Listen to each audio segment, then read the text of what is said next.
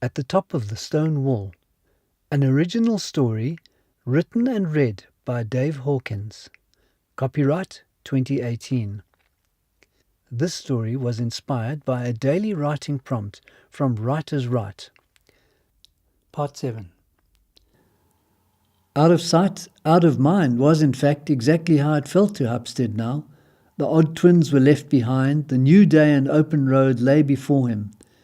Hupstead realized as soon as he took the first step that this day was not really a new adventure, but a continuation of the previous days, although it certainly felt like a new one.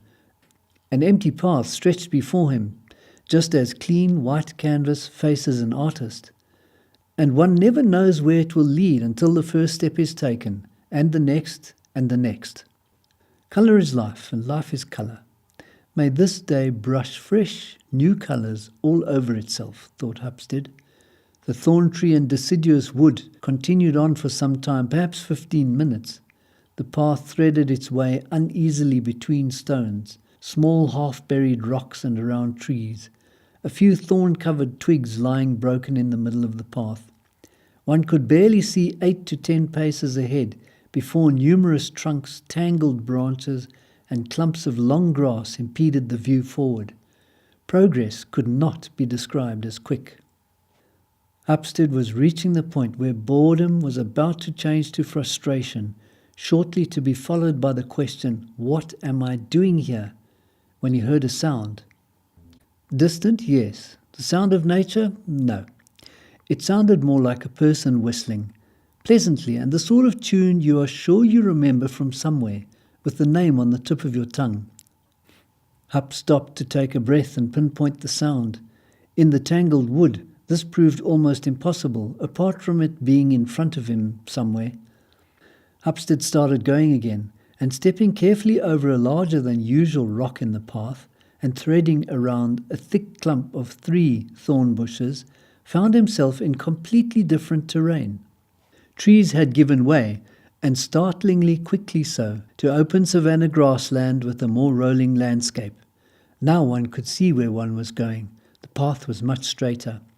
Flanking the wider path was yellow grass not more than knee-height, with sparse clumps of greener grass that reminded him of wheat fields promising a bumper harvest in the near future. There was a feeling of space that led to easier breathing and looking further ahead to see where the journey might lead. But where was the mysterious whistler? Hupstead could hear the person closer by now. The man was approaching from the opposite direction, and as more of him began to show, Hupstead saw he was tall, well-built, and neatly dressed in blue jeans and checked shirt. The only thing missing to complete the typical cowboy look was the 10-gallon hat.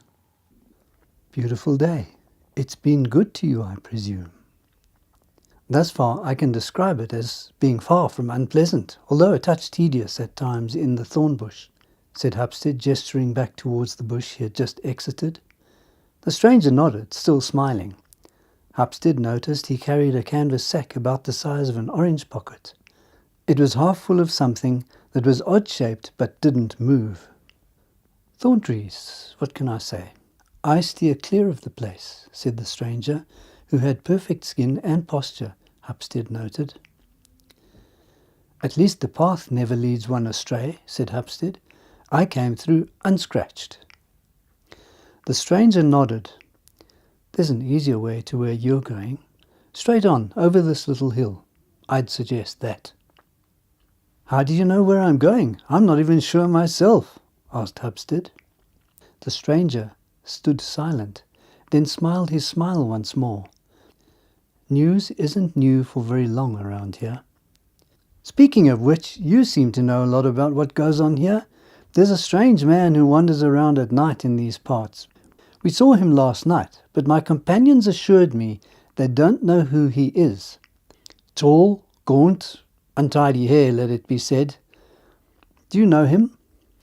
The stranger stared at Hupstead, who felt it almost burning through him. Clear blue eyes, powerful, unblinking. Hupstead was glad he had dressed properly before leaving jauntily on his park walk. Nothing those blue eyes might meet could disapprove of. The stranger smiled again, and Hupstead saw his gaze had momentarily moved down and back up, eye to eye. Torn knee, thought Hupstead. That's torn it.